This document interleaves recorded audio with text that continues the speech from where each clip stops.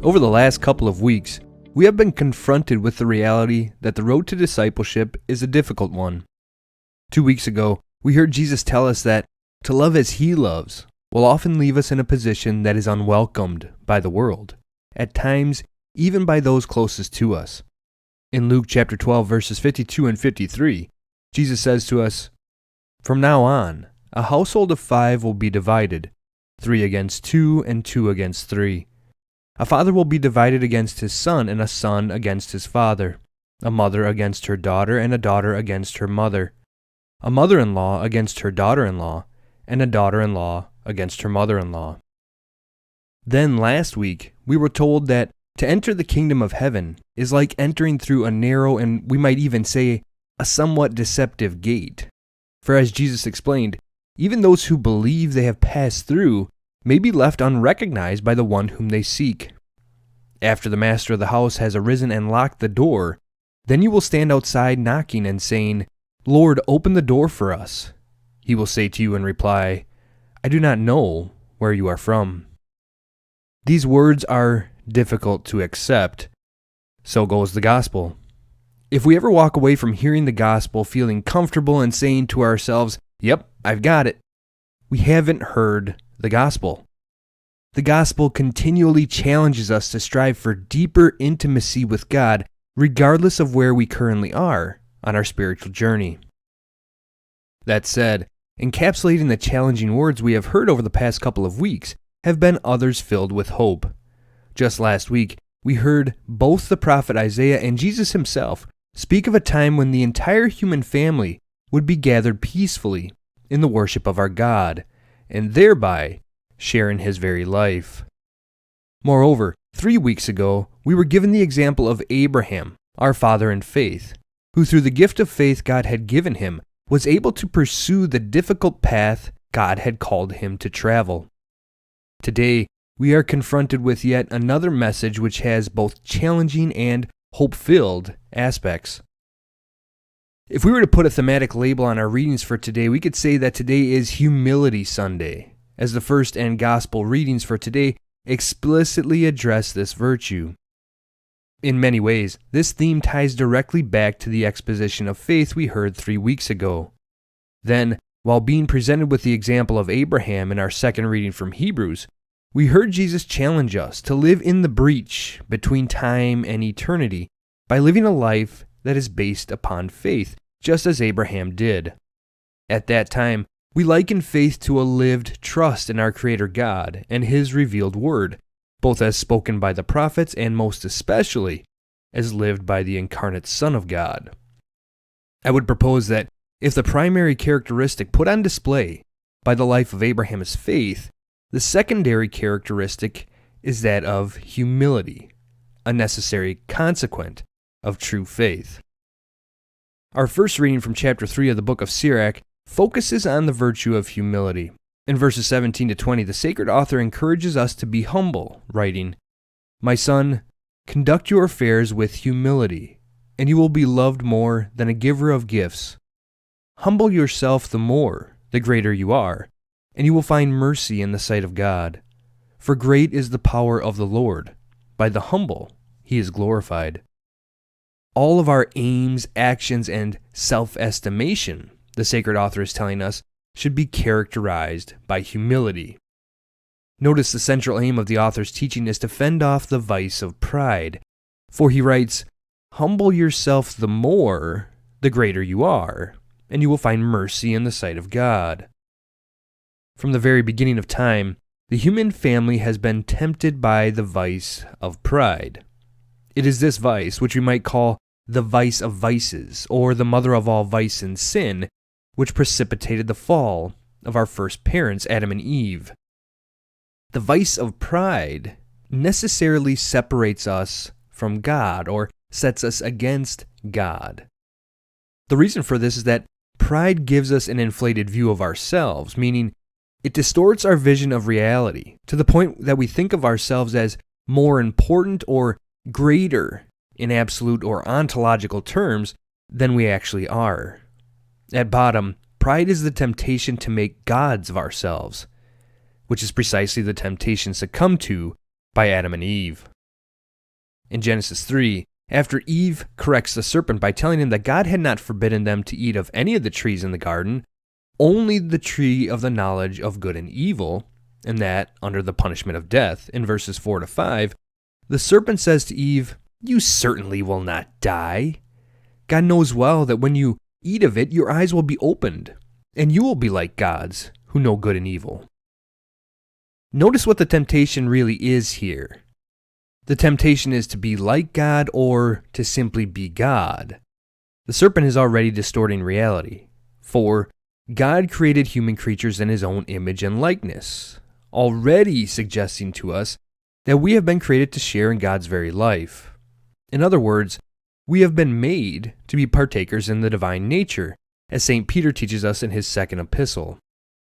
The language is important, for we are not made to be like God or God apart from God, but instead by participating in God's life, which is why Peter uses the word partakers, meaning sharers or participants in. The serpent's temptation of Eve suggests that if they simply seize it, Adam and Eve can be gods apart from God, which is suggested by the fruit of the tree in question, the tree of the knowledge of good and evil. Eating that fruit indicated that Adam and Eve refused to live life in accordance with how God had created it, stitching what was good and evil into the very fabric of creation. Instead, by seizing the fruit, they pridefully stated that they would determine what was good and evil for themselves. In short, instead of recognizing and accepting their creatureliness, Adam and Eve determined that they would be God apart from God. In his writings, St. Augustine of Hippo repeatedly uses the Latin word superbia for pride, super meaning above and bia or bios meaning life. Pride gives us the deluded sense that we are above life and therefore are the determiners of it. The virtue of humility provides us with the spiritual strength to resist this faulty view of ourselves and of all reality. The word humility comes from the Latin humilis, meaning on or near to the ground, which is related to the word humus, meaning ground, earth, or soil. The virtue of humility gives us the ability to see ourselves for what we really are, that we are creatures created by God from the dust of the earth, as we are taught in Genesis 2, verse 7. And because we have been so created, we are dependent upon God not only for our mere existence, but for achieving the purpose He stitched into our very nature as creatures created in His image, namely, for participation in His very life for eternity. The virtue of humility gives us the spiritual strength to live in accordance with this reality. I mentioned earlier that humility is a necessary consequence of faith. I say this because the initial consequence of the theological virtue of faith upon our souls is to break us out of ourselves. For when we receive the gift of faith, we are no longer focused on ourselves, placing ourselves at the center of our lives. Instead, we become confronted by the fact that we are not the center of the universe, and that we have been created by an all-knowing, all-powerful, and all-loving God, whose existence is at once mystifying and awe-inspiring. In short, the virtue of faith enables us to understand reality in accordance with God's created intent.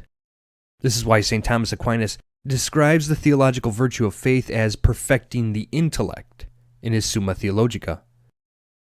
The angelic doctor writes that it belongs to the very essence of faith that the intellect should ever tend to the true, since nothing false can be the object of faith. Faith enables us to understand and pursue the truth, while humility enables us to accept the truth and live in accordance with it. To be sure, the message up to this point can be seen as sort of humiliating. After all, we have been reminded how low or small we really are. However, it is precisely when we get down to reality that we meet our God, and in meeting Him, we go from small and insignificant to extraordinary heights of greatness. The reason being that it is the intention of our God to share His very life with us, as already discussed, and as we saw last week in our second reading from the book of Hebrews. This is precisely the message at the core of the parable we hear in the gospel for this weekend. There in verses 10 to 11 of chapter 14 of the Gospel of Luke, Jesus tells us, "When you are invited to a wedding banquet, go and take the lowest place, so that when the host comes to you, he may say, 'My friend, move up to a higher position.' Then you will enjoy the esteem of your companions at the table. For everyone who exalts himself will be humbled, but the one who humbles himself will be exalted." The host in the parable is none other than God himself, the dinner guests, the human family, all of whom are invited. Here there is no human understanding of positions of power or honor, for all have equal position with respect to our Creator in accordance with our nature. At the very core of this nature sits the imago Dei, the image of God, which makes us by our very nature relatable in a unique way to God. The fact that we have been created in such a way is precisely what humility allows us to realize and to position ourselves accordingly, to take the lowest spot. Having done so, our God approaches, and far from leaving us in the lowest spot, invites us to a higher place, to a place of honor, close to the head of the table, close to Him. What Jesus describes in the parable imaginatively is the lesson communicated to us in our first reading from Sirach, namely, that God confers mercy upon the humble. The approach of the host to the guest within the parable signifies God's coming close to us, so close as to fill us with His very life, His grace, making us, as we heard from St. Peter, partakers of the divine nature, or, as St. Augustine puts it, God's by grace. And grace, as Aquinas famously teaches, never destroys, but perfects nature. In other words, as already discussed, human life is only perfected when it participates in the life of its loving Creator God. Therefore, in addition to the virtue of humility, which gives us the spiritual strength to live in accordance with our creatureliness, the Christian life requires another virtue that gives us the spiritual strength to accept and live in accordance with the great purpose God bestowed upon us by creating us in His image. This is what the virtue of magnificence does. In his Summa Theologica, Aquinas writes that the virtue of magnificence gives us the ability to do great things. To arrive at this point, Aquinas simply points to the etymology of the word, which comes from magna, meaning great, and facere, meaning to make or to do. Notice that this virtue is required by the guest in the parable if he is to take the higher spot offered to him. For while the host gives the guest the higher place, that higher place will only be occupied by the guest if he stands up from the lowest place and walks to the higher place. This, in a nutshell, is human life. Yes, we have been created out of nothing by God, from the dust of the earth, as it were. But God calls us into being not to remain in the dust of the earth, but to share the glory of His very life. Consequently, if we are to achieve our created purpose as creatures created in God's image, we must cooperate with the grace God grants to accomplish this purpose. We must remain humble, but nevertheless magnificently aspire to fulfill the purpose God has stitched into the fabric of our nature, to become partakers of the divine nature.